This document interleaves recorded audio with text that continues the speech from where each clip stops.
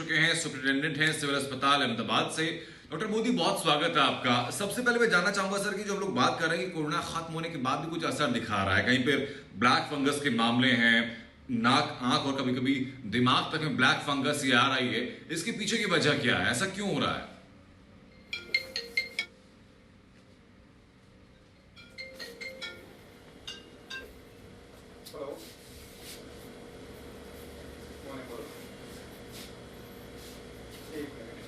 Doctor Modi, आप तक आवाज पहुंच रही है मेरी?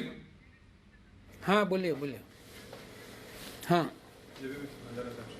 हेलो। डॉक्टर मोदी, सवाल मेरा यही है कि जो ब्लैक फंगस की बात अब की जा रही है कि कोरोना के कई मरीज जब ठीक हो जाते हैं उसके बावजूद उनकी नाक में, आंख में या दिमाग तक में ब्लैक फंगस हो रही है, तो ये क्या म्यूटेंट है, ये क्या वेरिएशन है कोविड का?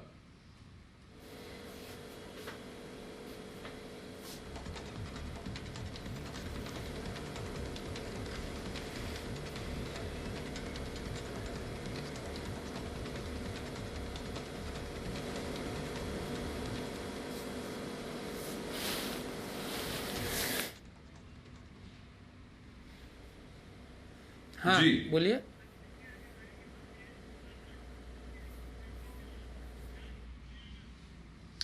डॉक्टर मोदी तक शायद आवाज नहीं पहुंच पाई। डॉक्टर मोदी, वापस कोशिश करेंगे आपके साथ हम जुड़ने की और इस बारे में जानकारी लेने की। इससे पहले हम दर्शकों को बता देते हैं कि जो ब्लैक फंगस है इसके क्या क्या लक्षण हैं और किस तरीके से आप ये प्राथमिक तौर पर पता लगा सकते हैं कि ब्लैक फंगस आपको हो रही है, नहीं हो रही है। नाक के आसपास काले धब्बे बनने शुरू हो जाते हैं, ये ब्लैक फंगस के लक्षण है। इसके अलावा कई जगह पर आप सूजन देख सकते हैं, आंखों में सूजन और दर्द की शिकायत आती है। ये तमाम वो लक्षण है ब्लैक फंगस के जिसको कि आप कम से कम खुद भी पहचान सकते हैं। डॉक्टर नरेश काला भी हमारे साथ जुड़ चुके हैं।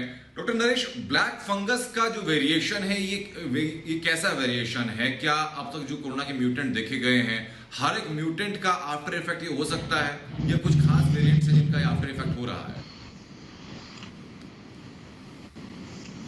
देखिए, ब्लैक फंगस एक बहुत ही खतरनाक और बहुत ही साइड इफेक्ट जो कि कोरोना के साथ साथ एक वेरिएंट से आई है, ये उसका डायरेक्ट इफेक्ट नहीं है।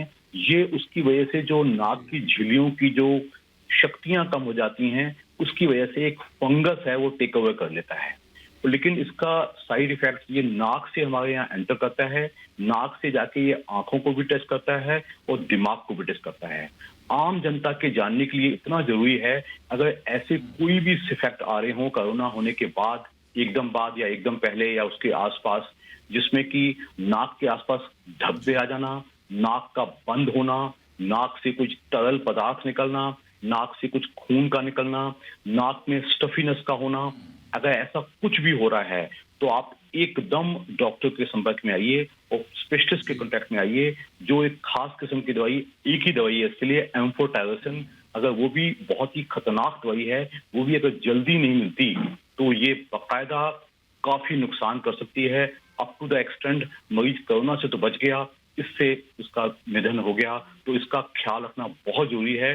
हालांकि जो दिल्ली शहर में हमने जहां तक कहेंगे बहुत ज्यादा केसेस अभी नहीं देखे गए हैं, ये ऑल ओवर इंडिया हो रहा है और इसके प्रति हमें जागरूक रहना जरूरी है। आम आदमी इतना ही समझ ले कि नाक के आसपास अगर उसको कुछ बुरी चीजें। डॉक्टर जेवी मोदी लगातार हमारे साथ बने हुए हैं। डॉक्टर मोदी, जो ब्लैक फंगस का हम लोग बात कर रहे हैं, क्या कोई पेशेंट स्पेसिफिक होती है, ये म्यूटेंट स्पेसिफिक होती है या किसी भी पेशेंट को हो सकती है? ये प्राथमिक लक्षण से कैसे पहचाने हम, और अगर ऐसा कोई लक्षण सामने आता है तो पहले काम क्या करना चाहिए? जी, ये कोविड का संक्रमण जब से शुरू हुआ है उसके पहले की बात करें तो ऐसे केसेस 5 से 10 ही पूरे साल में मिलते थे। जो पहला पीक था उस वक्त हमारे यहाँ थोड़े केसेस रिपोर्ट किए गए थे, लेकिन जो नवंबर में हमारे यहाँ जो संक्रमण हुआ था उस वक्त हमारे यहाँ 40 से 50 जितने म्यूकोरमाइकोसिस के केसेस हमने डिटेक्ट किए थे। और हमारे यहाँ हमने एक हाई लेवल कमेटी बनाई थी जिसकी गाइडलाइंस बनाई थी और उसके हिसाब से सारवार चालू किया था। ये इस वक्त का जो पीक है इसमें बहुत ज़्यादा म्यूकोरमाइकोसिस के केसेस मिले हैं हमको, और उसके लिए जो हमने गाइडलाइंस बनाई है वो हमें काम में आई है। हमारे यहाँ हमारी सरकार की तरफ से गाइडलाइंस दी गई है कि अलग सेपरेट उसका म्यूकोरमाइकोसिस का वार्ड बनाया जाए और उसके अंदर जो दवाइयाँ यूटिलाइज की जाती है एम्फोटेरिसिन बी जैसे सर ने बोला है वो सब हमें सरकार की तरफ से उपलब्ध करवाई गई है। तो जो इसमें जो चिन्ह पाए जाते हैं बेसिकली ये फंगल इन्फेक्शन है, ये एक अपॉर्चुनिस्टिक इन्फेक्शन है। जब आपकी रोग प्रतिकारक शक्ति इम्यूनिटी लो होती है कोई ना कोई कारण की वजह से, जैसे डायबिटीज़ हो और उसके ऊपर ये कोरोना का संक्रमण हो, कोई प्रकार की लंबी बीमारी से पीड़ित हो और उसके बाद कोरोना का संक्रमण हो, तो उसके बाद अगर आईसीयू में लंबा समय रहे हो या ऑक्सीजन थेरेपी लंबे समय तक चली हो, स्टेरॉयड लंबे समय तक चले हो, तो उसकी वजह से ये कुछ लोगों में म्यूकोरमाइकोसिस रिकवरी के बाद ये पाए गए हैं। हमारा जो ईएनटी डिपार्टमेंट है उसमें ज़्यादा केसेस है ये, क्योंकि नेज़ल कंजेशन होता है, ब्लैक फंगस होता है, आँख का इन्वॉल्वमेंट भी होता है, एक्सट्रीम केसेस में ये ब्रेन में भी इन्वॉल्वमेंट करता है। तो ये सब चिन्ह है इसके म्यूकोरमाइकोसिस के, लेकिन ये एक रेयर है एंटाइटी। जी, क्योंकि ये एक अपॉर्चुनिस्टिक इन्फेक्शन है बेसिकली। तो अपॉर्चुनिस्टिक इन्फेक्शन उन्हीं लोगों में होता है जिन लोगों की रोग प्रतिकारक शक्ति बहुत ही कम होती है, जो रिकवर हुए होते हैं और कोमॉर्बिड कंडीशंस होती है, एजेड होते हैं। तो नेचुरली ये जो कंडीशन होती है उसमें मोर्टालिटी रेट वैसे भी ज़्यादा होती है, लेकिन कोरोना का संक्रमण होता है तो उसकी वजह से थोड़ी और बढ़ जाती है। जी ठीक है। डॉक्टर मोदी, मैं ये भी जानना चाहूंगी गुजरात में इस वक्त क्या हालात हैं कोविड को लेकर के और क्या स्टैटिस्टिक्स सामने आ रहे हैं, गवर्नमेंट का इनिशिएटिव क्या है?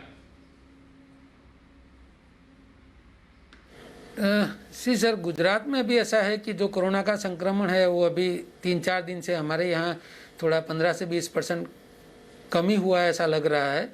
और अभी जो पेशेंट्स हमारे यहाँ ओपीडी में आ रहे हैं वो म्यूकोरमाइकोसिस के थोड़े नंबर ऑफ केसेस ज़्यादा है।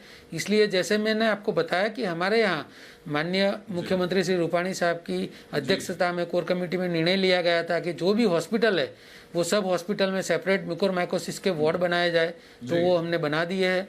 और उसकी कोर कमेटी की जो गाइडलाइंस है, संकट काल में बेहतर खबर आपने बताई है कि 15 से 20% मरीजों की संख्या में गुजरात के अंदर गिरावट आई है, कि आशा की किरण ये मजबूत करता है कि अब शायद पीक के बाद हम लोग ढलान की तरफ है। बहुत बहुत शुक्रिया डॉक्टर मोदी आपका, डॉक्टर नरेश आपका जुड़ने के लिए और ये सीधी बात हमसे करने के लिए।